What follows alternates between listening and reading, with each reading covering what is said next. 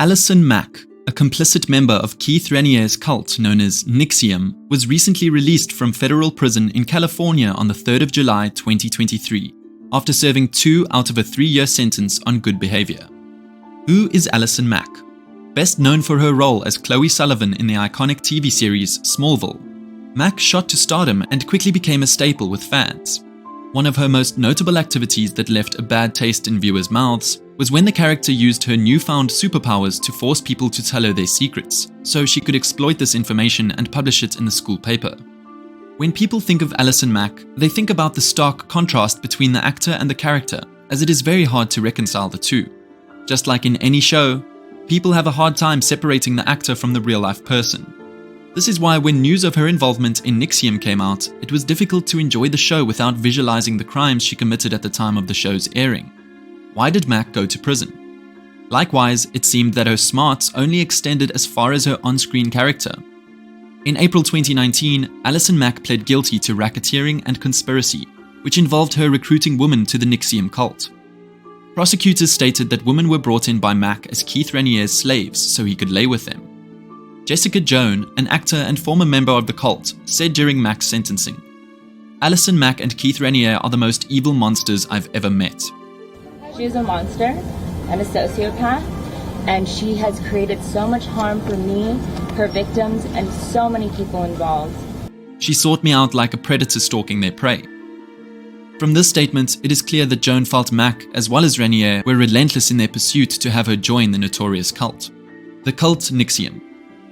The cult, which started in 1998 and grew to a reported 16,000 members, took a very ghastly turn. A society called DOS was created by Raniere under the false pretense of empowering women. First Line Masters was the title given to female slaves who reported information regarding the cult to Raniere. To keep a tight hold over their recruits, women were coerced into giving bare images of themselves, families, and friends' names, and legal authority over assets that would be used to extort the women if they left. Allegedly, at least 50 women had a symbol that looked like a combination of Raniere and Mack's initials branded on them, and were starved until they looked like Raniere's ideal type for when the woman would be told they had to lay with him. The cult according to NXIVM. Even by NXIVM's own standards, some of the statements allegedly taken from the cult's website declared how a strongly affiliated member and supporter of Raniere, Mark Elliott, stood for human decency for even the most hated individuals. The cult stood for the supposed social outcasts in the name of being accepting of people who were left out to dry by everyone else. What exactly was Mack's involvement? Allison Mack used her prestige as a high-profile actor to manipulate women into joining the cult, and was considered an essential accomplice to Keith Raniere. Her close proximity and status in the group made her a crucial insider to prosecutors. For this reason, Mack provided evidence mounting against Raniere about the brainwashing of women happening in the secret society. Information regarding the group, such as the branding of initials and close relations the women were given no choice but to have with Raniere, were disclosed. The people who reported on Mack testified about the restrictive diets placed on the women which Mack assisted Raniere with enforcing and participating in herself. They also reported on how Mack extorted the women with compromising images of themselves they were coerced into giving. The women were told they would become part of a female mentorship program and instead became slaves to Raniere. Mack herself admitted to state law extortion where acts of violence, threats, property damage, and more could be used to gain property or money from the original owner. Mack also admitted to members enduring forced labor. However, it was clear that Mack, in the grand scheme of things, was a perpetrator, as well as a victim. A member of DOS, Sylvie, said in her testimony in court that it was in 2015 when she noticed that women were only eating one food at a time, like squash or cucumber. She began to see a lot of women becoming rail thin, like their skin was translucent, to the point that their fingers were turning the color of their food.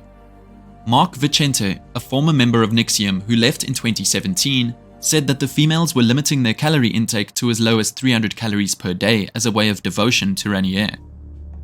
Vicente grew so concerned with how much weight Allison Mack had lost at one point that he tried to communicate his worries with Raniere about it, and stated that Mack looked broken. Raniere's response, as maintained by Vicente, was, "I'm trying to break her."